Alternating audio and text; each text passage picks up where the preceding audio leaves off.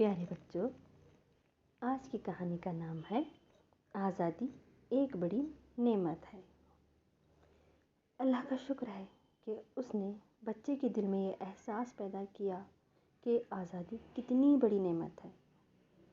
ایک پنجرے میں بند دو چڑیاں اس زمانے کی باتیں کر رہی تھیں جب وہ آزاد فضاؤں میں پرواز کیا کرتی تھیں۔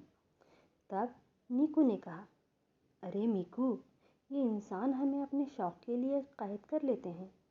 ان کو ذرا سا احساس نہیں کہ ہم پر کیا گزرتی ہے۔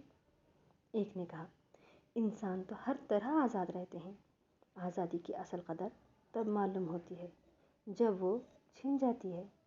دوسری چڑیا نے جواب دیا، آزادی کی قدر ہم سے پوچھے جو اتنے دنوں سے قید ہیں۔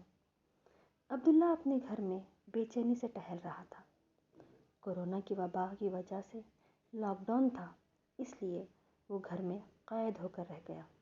نہ دوستوں سے مل سکتا تھا اور نہ کہیں گھومنے پھرنے جا سکتا تھا۔ اس کی والدہ نے اسے پیار سے سمجھاتے ہوئے کہا، تم پریشان مت ہو، یہ مشکل وقت بھی گزر جائے گا۔ آخر ہفتوں بعد لاک ڈاؤن ختم ہوا۔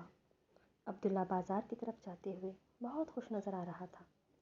وہ ویڈیو گیمز والی دکان کی طرف جا رہا تھا کہ اچانک اس کی نظر پرندوں والی دکان پر پڑی۔ اس نے پرندوں کو پنجروں میں یوں قید دیکھا تو اس کو اپنا لاک ڈاؤن کے دوران گھر میں گزارا وقت یاد آ گیا۔ وہ اس وقت کتنا بے چین ہو گیا تھا۔ اس کے قدم وہیں رک گئے۔ اس نے دکاندار سے ان پرندوں کی قیمت پوچھی، پھر ویڈیو گیمز کھیلنے کے لیے جمع کی ہوئی رقم دکاندار کی طرف بڑھا دی جو کہ پرندوں کی قیمت کے برابر تھی۔ عبداللہ نے خود آگے بڑھ کر پنجروں کو کھول دیا۔